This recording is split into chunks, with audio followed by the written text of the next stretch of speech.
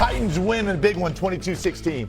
Does anyone think that was a lateral? Is there anyone here who doesn't think that ball is forward? No way.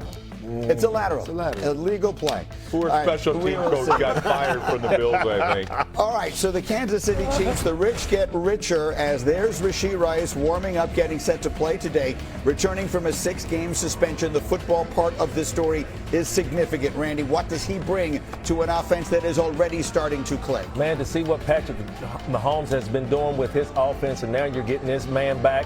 I see big numbers for Travis Kelce going forward, man. I can't wait to see him back in this offense. Meanwhile, Carson Wentz getting set to play a fascinating game for him at home against the Eagles. And the Eagles, of course, Saquon Barkley need to get that running game going. There's Saquon for the Eagles. What can they do today in Minnesota? And speaking of the Eagles, Adam Schefter has some significant and interesting breaking news for us this morning, gentlemen. Schefter, what can you tell us? Well, how about this, Greeny? Last week we saw Zadarius Smith come out of retirement for the Philadelphia, or at least essentially retire from the Eagles. Now, Brandon Graham, the longest tenured player in Eagles franchise history, is considering coming out of retirement. There have been discussions with the team, and if the two sides can work out a contract, which shouldn't be that hard to do, Brandon Graham will wind up rejoining the Eagles this week. So a lot of people wondering what the Eagles would do at the trade deadline. Could they get another pass rusher? They may have a pass rusher in their city. It may be somebody that they're quite familiar with. Brandon Graham looks like he soon could be headed back to the Philadelphia Eagles, Greeny.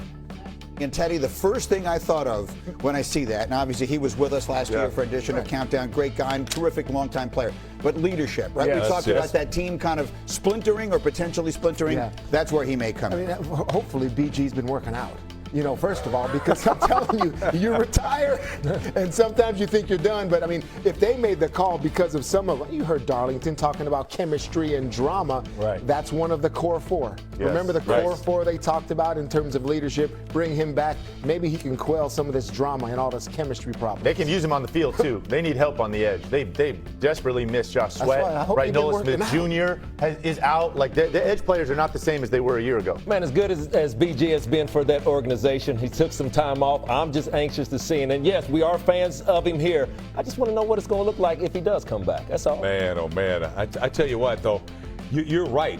Alex, to your point, they don't have the depth that they have. And it shows when in the fourth quarter of games. We'll Man, find if out you're bringing today. somebody back now that's retired to try to help your chemistry problems, it's bigger problems. Means than you we got think. problems, Okay, then right? you got major problems if they need this help. Well, he is a former and perhaps future Eagle. Here's another former Eagle getting set to take on his old team. Dina Smith and Jay Harris, and Eagles fans haven't chanted "Fly, Eagles, fly" in the last 2 weeks. In reality, they've been grounded. They rank near the bottom of the league in rushing, passing, and third down conversion rate. And they've been outgained in all 6 of their games this season, tied for the longest streak ever by a defending Super Bowl champion. Jeff Darlington is first on the field at US Bank Stadium, and he joins us now live. Jeff, it has been 10 days since the Eagles lost to the Giants in Week 6. What's Nick Sirianni been doing in that time to try and right this ship? Playing a little pickleball, binge watching Black Rabbit on, just all the little things. He's just enjoying himself these 10 days. No, he is trying to figure things out. Nick Sirianni making very clear he understands the plight of this offense right now. He realizes that they've got to try to get this thing figured out. He knows they're 4-2. Everything is still ahead of them. But Sirianni telling things that there was time for some rest and relaxation during these 10 days, this mini bye, but really they're very excited to try the things that they have really been working on, and that is getting the ball to Saquon Barkley more often, to try to get him playing in last year's form, to try to get A.J. Brown playing at a more consistent clip. They know that he's getting the targets, but maybe not as consistently as needed. But I would anticipate in this game more of Saquon Barkley. They know that that was their bread and butter a season ago, and it feels like they've gotten away from it a little bit this season. But by all means, Nick Sirianni and the Eagles realize they're 4-2, but if they're going to defend this title, they need to find a way to win this game, and they need to get this offense back on track. All right, Jeff, thank you much. We're going to see you back in a bit for more on Carson Wentz getting the start for the Vikings against his former team. Amina? All right, counting down to kick off with more on this matchup ahead of NFL Countdown. Alex Smith joins us right now. And Alex, we know that this Eagles offense has been struggling to find their identity. What adjustments do you want to see them make on offense? Yeah, I mean, I think so much of this run game is and always has been predicated around the run game. And you heard Darlington talk about it. This has got to be about Saquon Barkley, and it's got to be more creative. I need to see more variety out of this run game. Think about all the runs from last season, getting the ball to the outside, RPOs, and then you turn on the tape from last week, and it was a lot of this. Gun run up the middle, inside zone left, inside zone right. This is one of the best players in the NFL when in space. Let's try to get him in those opportunities. Again, let's get more creative. Jalen Hurts is one of the best RPOing quarterbacks in the NFL. We are allowed to run sweeps and screens. I want to see some of this incorporated into the offense. Way too vanilla last week. Yeah, Saquon Barkley has one fourth quarter carry over the last 2 games for no yards, something you don't see very often. All right, Alex, we were going to ask you for some X factors in today's game, but then we said, let's go ahead and call it the Al X factors and focus on your 3 former teams, beginning with the Chiefs. What's the Al X factor for KC? Oh, yeah, this one's all about Rashee Rice, getting him back. Listen, this is still the West Coast offense, and so much of that is predicated on short timing throws and then run after catch. And this is that guy for this offense. Listen, they got a lot of speed on the outside with Xavier Worthy and Hollywood Brown. But listen, Rashee really makes this thing go, and he slots in so well with all the underneath stuff. The short throw, long run, he is so dynamic with the ball in his hands, and I think you're going to see a lot of that today when they start to incorporate him back in. All right, how about the Al X factor for the Commanders against the Cowboys today?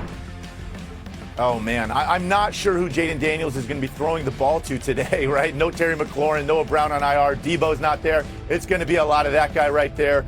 Bill, Krosky Merritt, and then also this, Jayden using his legs. Luckily, they play the Dallas Cowboys, who have one of the worst rush defenses in the NFL. And I think the Commanders need to rely heavily on this run game, which has been really dynamic, obviously, with this guy right here. All right, last but not least, the Al X factor for the Niners against the Falcons. Yeah, this is a bit of an unknown. For me, it's all about replacing this guy, the best linebacker in football, Fred Warner. Not only is he an all-pro, he is the heart and soul of this defense. I mean, he has so much of the identity, and they've been playing at a really high level. Again, obviously, almost tragic. They lost him. They've had so many injuries. Nick Bosa out as well. Who is going to replace him? And it can't be one individual. He's too good. This has got to be a collective effort. I really want to see what Robert Saleh can bring as the defensive coordinator in a leadership role. Who's going to step up and fill that void for them? Yeah, huge hole on that Niners defense. Much more from Alex and the fellas coming up on Countdown in just a bit. Alex, thanks so much. Good, better, bad. Good, better, bad. Never let it rest. Never let it rest. Good gets better. Good gets better. You better get better. You better get better. Bears on 3. 1, 2, 3. All right, Chicago's the Windy City, and it is the Windy City. After that Monday night thriller, the Bears have won 3 straight. Today they host the Saints. First on the field at Soldier Field is our Bears reporter Courtney Cronin. Courtney joining us live now. Courtney, how would you describe the feeling around the Bears as they go for their 4th straight win today? Well, Jay, Ben Johnson put it best. He said that what he's seen so far, even though it hasn't been the prettiest football, is what gets him up every day and gets him going. He's encouraged by this team's ability to win ugly. They've done it in back-to-back weeks against the Vegas Raiders and the Washington Commanders, and they might have to do it today in some pretty ugly conditions here at Soldier Field. And the key to all of this has been the growth he has seen from Caleb Williams week after week. The bar is pretty low here for quarterbacks. Williams, the first QB in franchise history to throw for at least 200 yards and a touchdown in each of the team's first 5 games of the season. But even Williams has seen areas where he can continue to progress. He sat down with Johnson this week.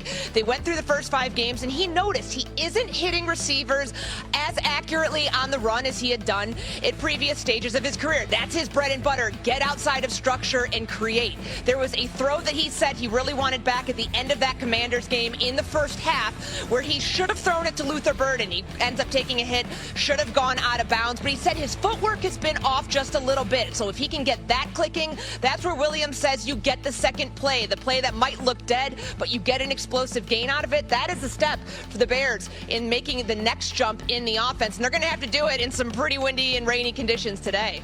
It looks pretty yucky behind you there, Courtney Cronin, with the latest from Chicago. We appreciate you.